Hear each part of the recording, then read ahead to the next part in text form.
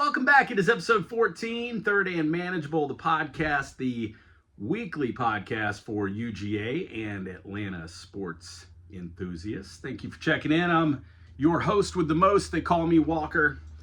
And a lot happening here in the last couple of weeks since I spoke to you last. We went to Boone, Dr. Walker and I, for our son Jake's graduation. We then promptly moved him in here to our place, and he really wanted to go to the casino.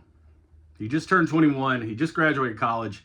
That's the thing he wanted to do, is go and lose a couple $100 playing blackjack. So we made that happen for him because we're good parents. And then just as quickly as he showed up, he purchased a vehicle, moved to Atlanta, and got himself a job. So in the span of 2 weeks, we have moved him in, moved him out, but congratulations to our son Jake on his graduation from Appalachian State University. Obviously, we're not here to talk about App State sports, nor do I know anything about the spring sports that are taking place in Boone, North Carolina. But I know a lot about the regional that is about to happen in Athens, Georgia. And that's what we'll spend most of our time here focused on this episode of Third and Manageable, is the Athens Regional, as the NCAA tournament is getting ready to begin for the Georgia baseball team. The Diamond Dogs set to take on Binghamton at noon tomorrow at Foley Field as we record here on Thursday. Before we get into it, wanted to remind you that you can reach out and connect with me on X at Walker Country, Instagram at Walker Power 10, on Facebook under my alias Jerry Arnold, or of course you can watch with your eyeballs if you would rather do that than listen with your ears. You can watch on YouTube at Sea&Sky Productions, Sea&Sky Productions, and subscribe whether you find us on YouTube. And we have significantly more people that listen to the podcast than watch the videos on YouTube. That's fine. I know some people prefer the YouTube version. So please subscribe there, or if you're looking for us for the first time in podcast form, anywhere you get your podcast, look for the red and black microphone. Again, Third and Manageable is the name of the show. So with all of that being said, it is time. It's been an exciting baseball season for the University of Georgia. Started back on Valentine's Day, I believe, in Wilmington, North Carolina. And this team and Coach Wes Johnson set out before the season started and said, our goal is Omaha. Our goal is the College World Series. That's pretty bold. I mean, honestly, when's the last time you heard a football coach come out before the season and say, hey, we expect to win a national championship. We expect to be in the college football playoff. It's always like, yeah, that's our goal. But this team, this Georgia baseball team, sounded like they expected to end up in the College World Series. And they may. And there's a lot of steps between now and then. Again, the season started in Wilmington, North Carolina in February.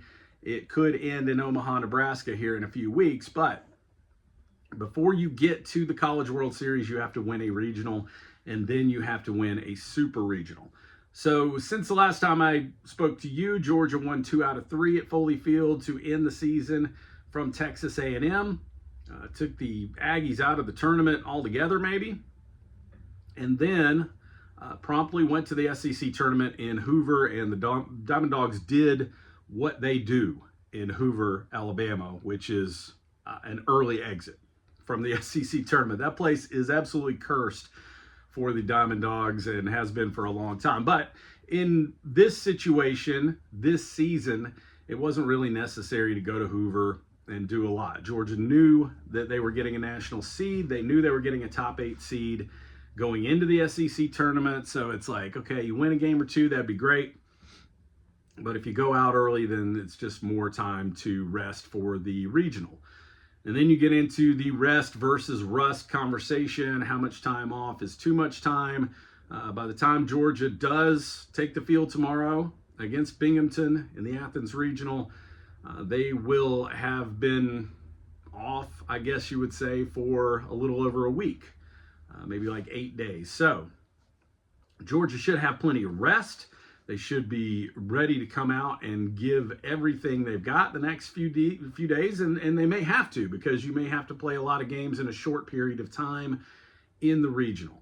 We'll give you a little preview of what you're looking for. I haven't looked at the weather forecast. I'm going to be honest. I've been afraid to, because it's been raining a lot here, and I don't know what the weather is going to be in Athens this weekend. So assuming everything goes to plan and the games take place when they are supposed to, you will have Georgia taking on Binghamton.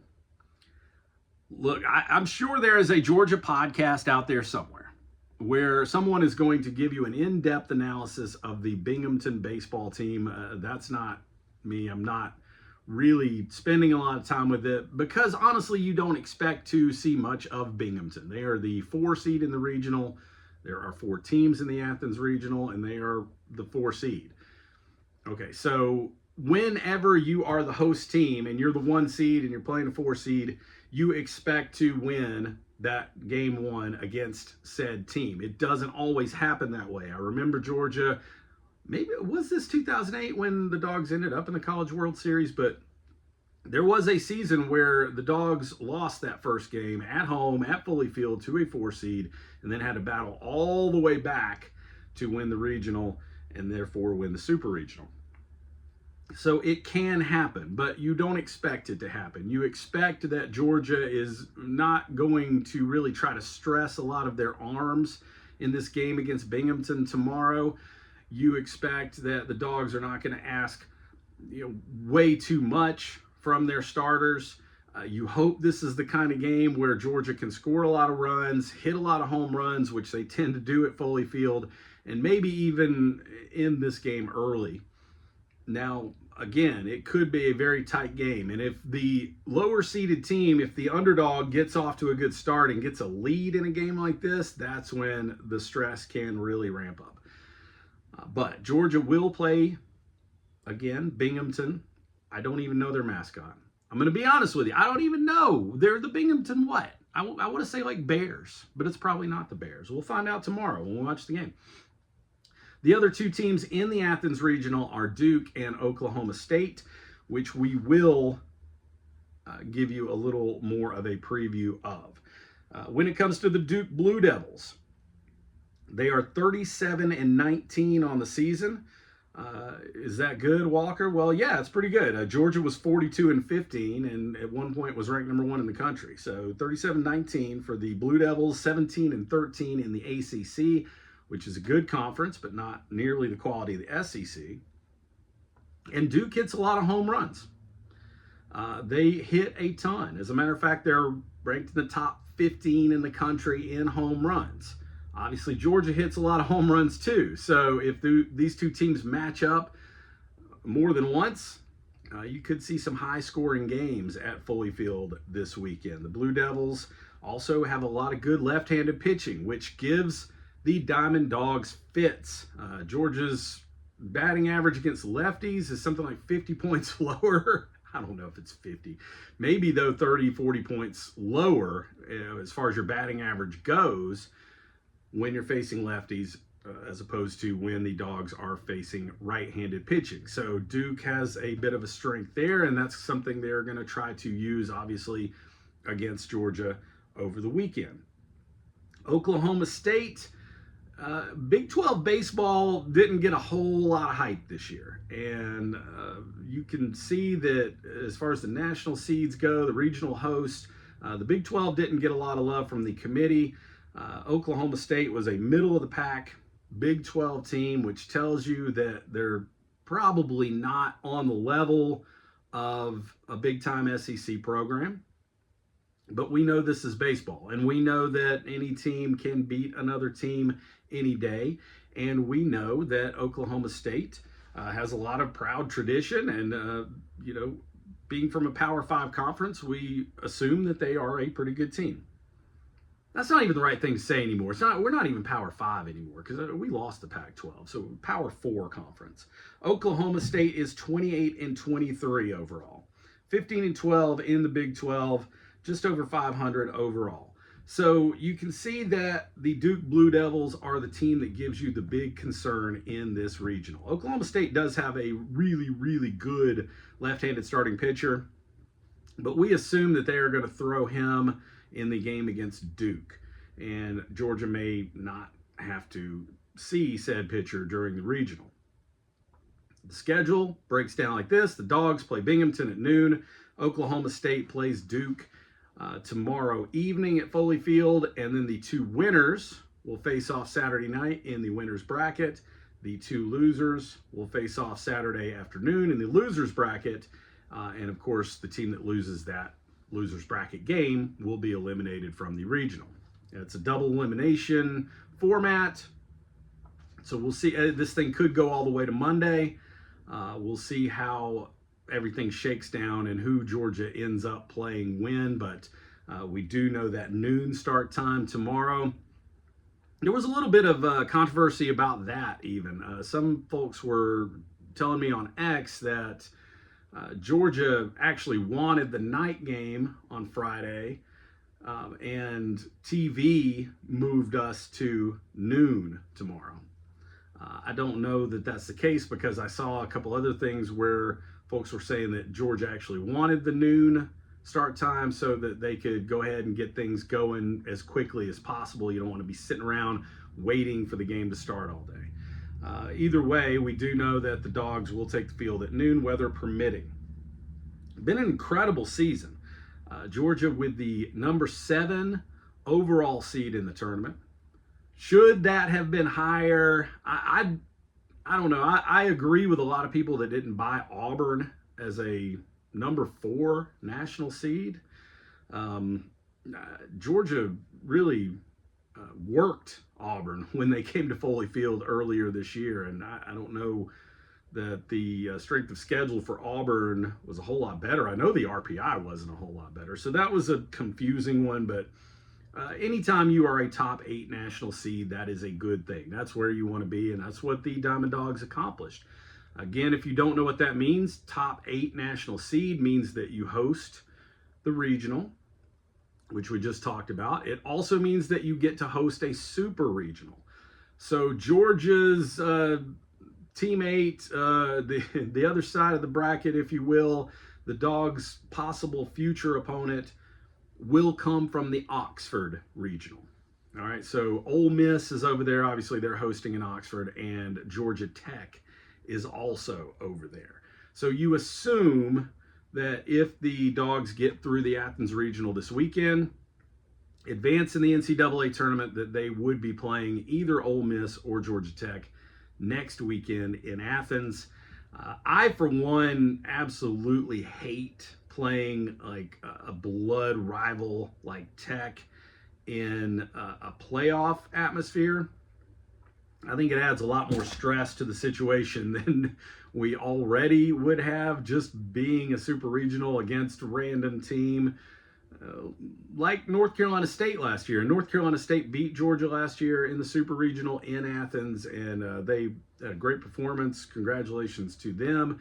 But that seemed a lot less stressful to me, weirdly, than the regional Georgia played last year, which involved Georgia Tech. And those were some very, very, very stressful innings. So I would honestly, even though they're an SEC team and you know how good the SEC is, just me personally, I think I'd rather have the Ole Misses come to Athens for a super regional rather than Tech.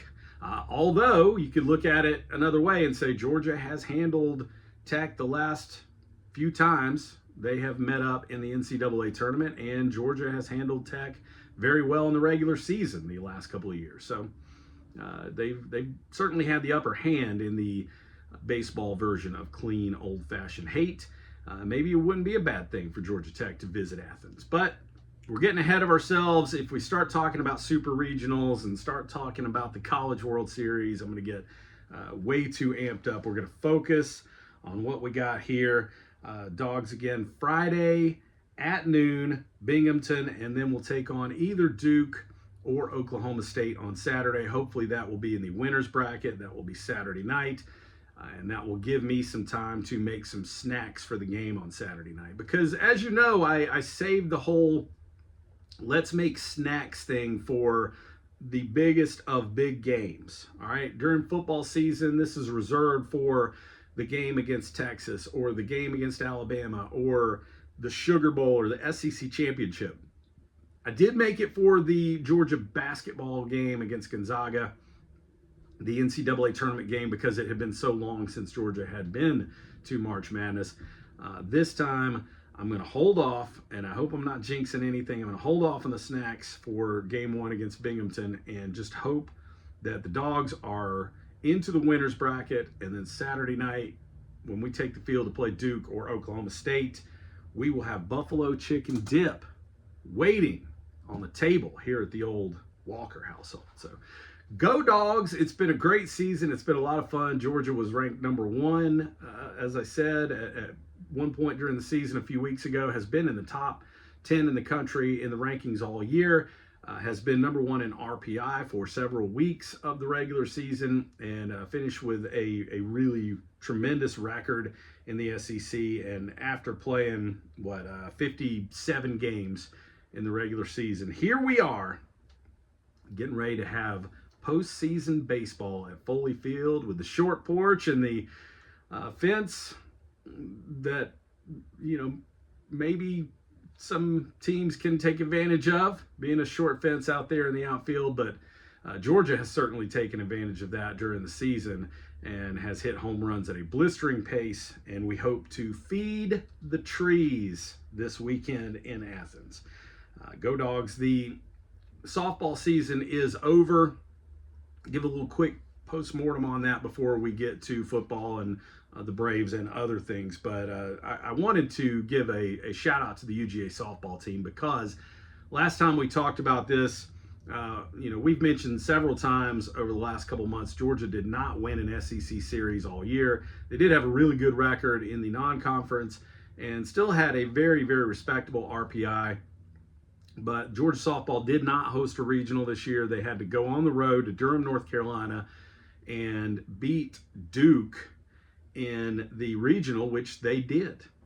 Georgia softball gets out of the Durham regional, advances to the Super, and then they put up a real gutsy fight against a really, really good Florida team that is now playing in the Women's College World Series. So Georgia in the Super Regional lost game one to Florida, won the second game. A tremendous performance by Lily Backus. Got to shout that out. Just a real gutty performance in the circle.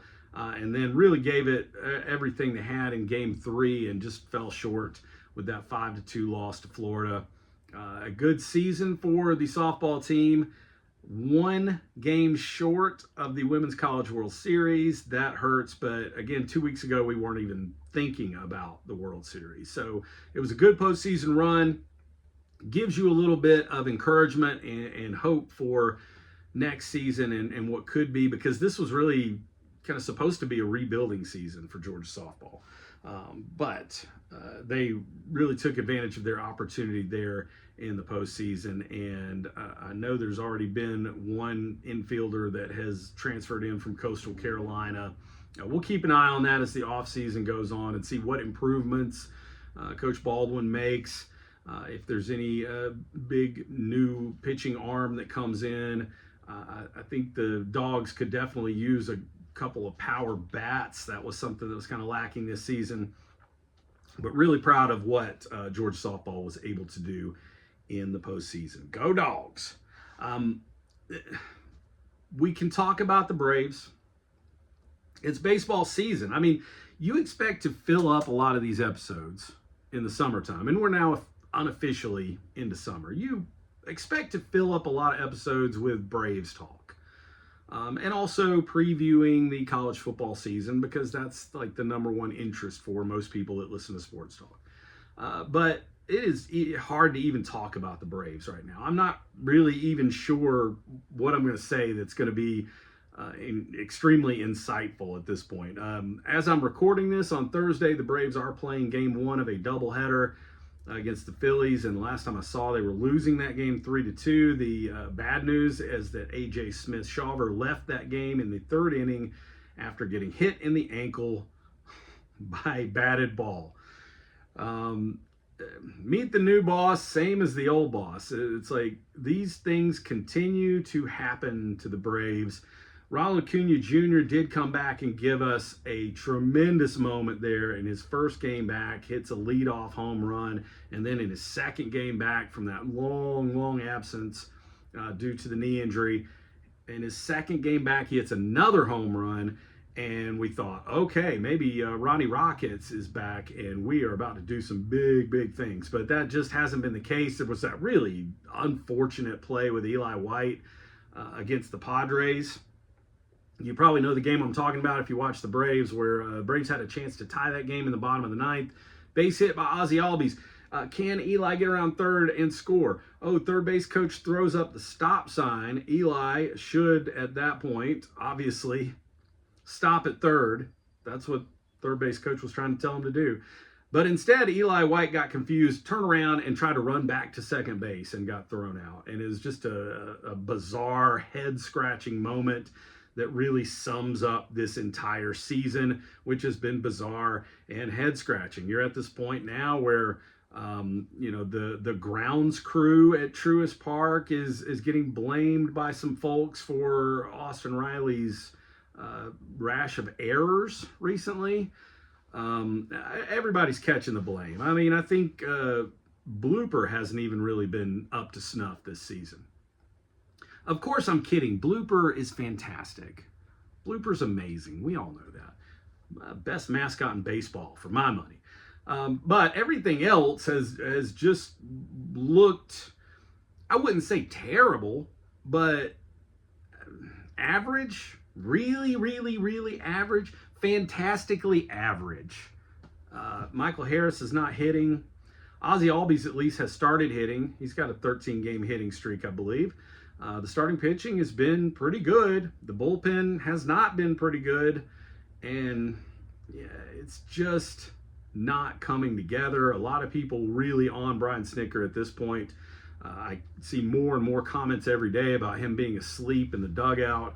I don't think he's asleep. I think he's a pretty laid-back dude. And maybe laid back is not exactly what the fans are looking for right now. Maybe the fans are saying, hey, we need some kind of big something. A spark, a trade, an acquisition that people can get excited about. I don't know what it's going to take at this point to snap this team out of the doldrums, but if this continues much longer, let's see, 25-28 is the Braves' record going into this doubleheader today against the Phillies. Now, somebody did on Twitter point out, and I don't even know if this is true or not. I have to fact check this. Let's do a quick fact check. But somebody did say that the last two times the Braves had a record of 25-28, one time was back in 2021 when the Braves ended up in the World Series.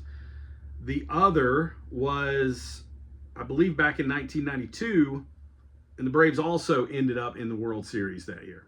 Lost that World Series to the Blue Jays, but nonetheless were in the World Series. So that's just what I read. The last time the Braves had this record, 25-28, both times they ended up in the World Series.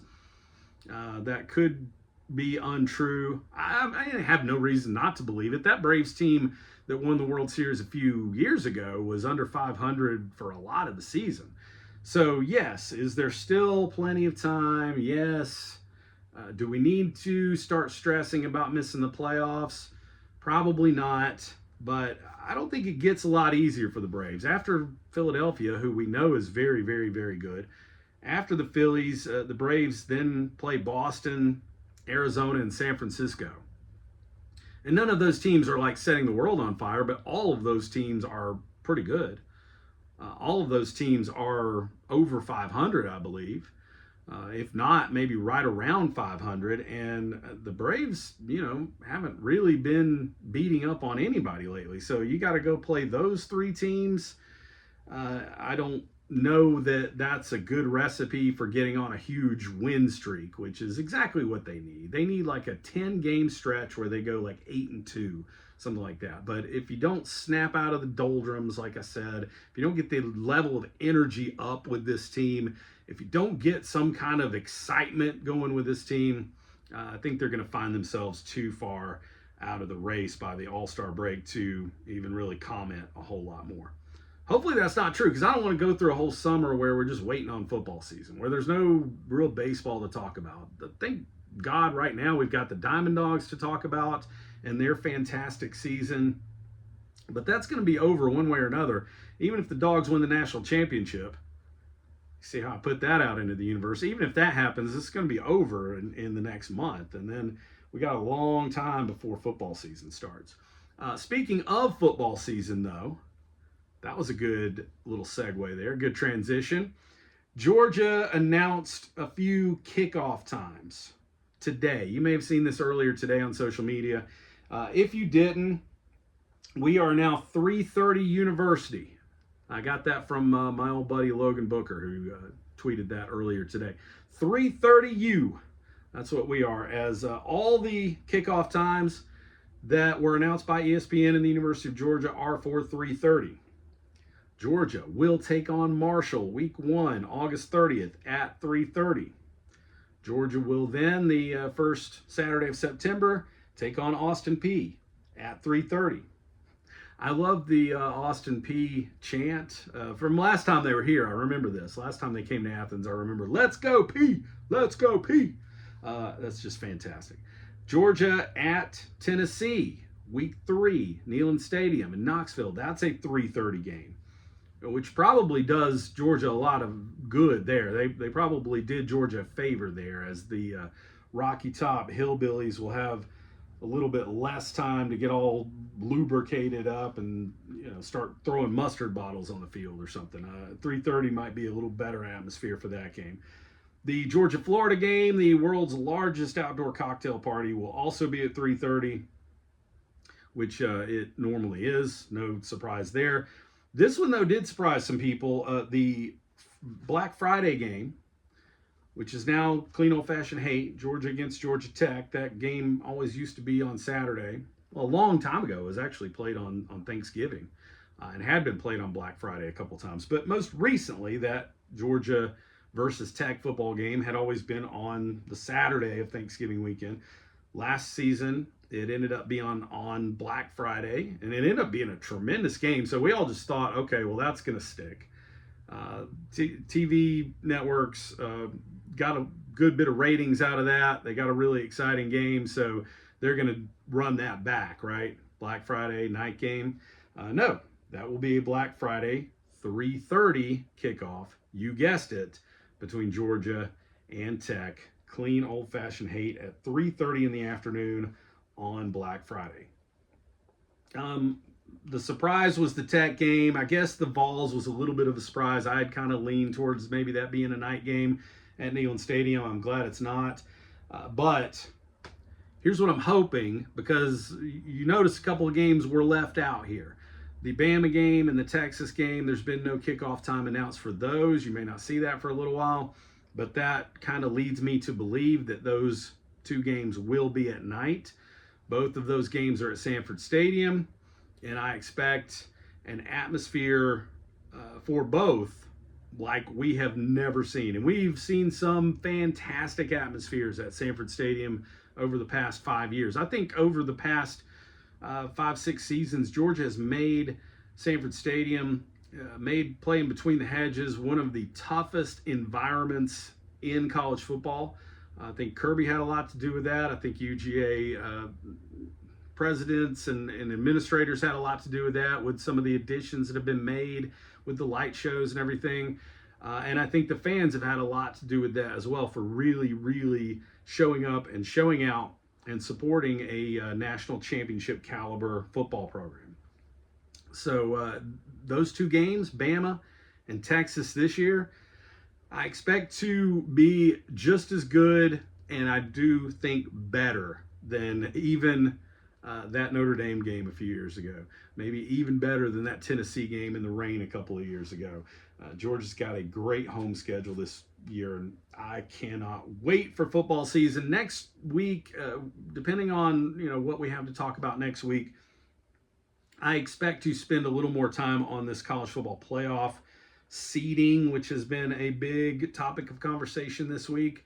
A lot of folks are now on to this 5-11 model, which just means your 4 conference champions, your group of 5 team, and then 11 wild cards. And I know that I told you there would be no math, but if you real quickly do that, that is a 16 team tournament, unlike the 12 that we have now. And that's what is being pitched moving forward.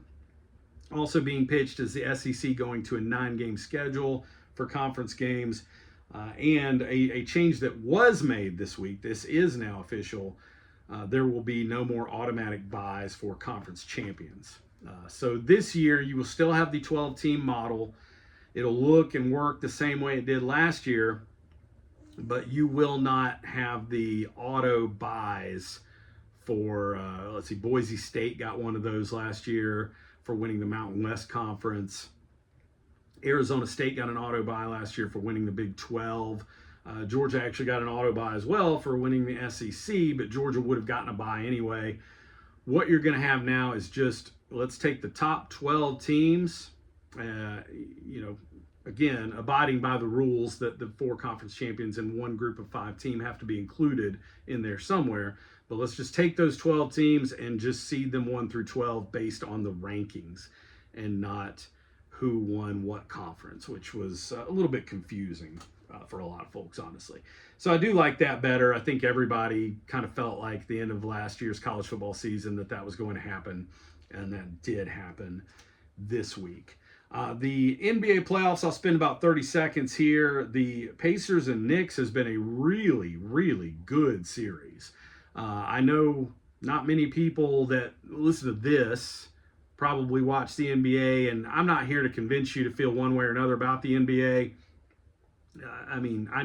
People have strong feelings about the NBA.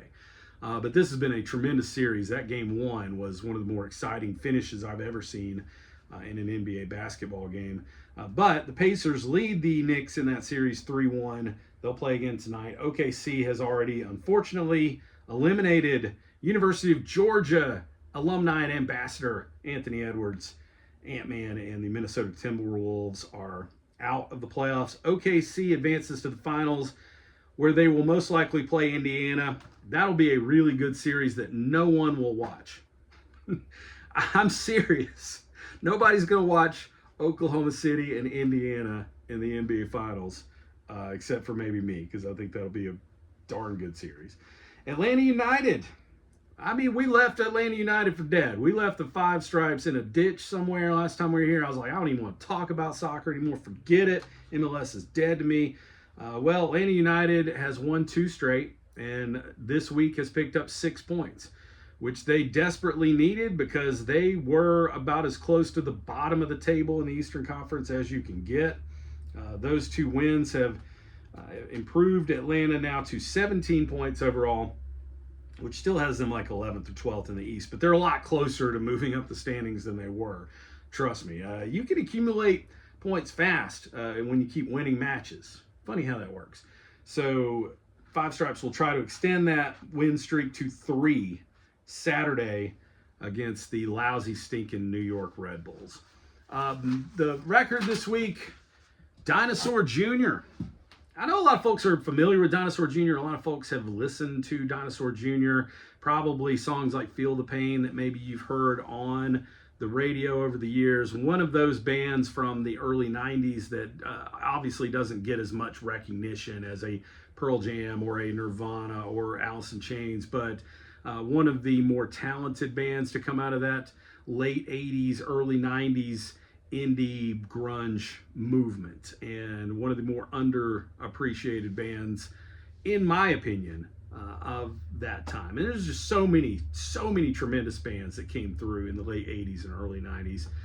But Dinosaur Jr. did have a couple of hits, and this album, Farm, I believe to be their best, if not one of their best. So if you like that early 90s alt rock sound, and you want to hear a really, really good example of that, not only check out Dinosaur Jr., but maybe go listen to Sonic Youth as well, as they were doing kind of the same thing around that same time.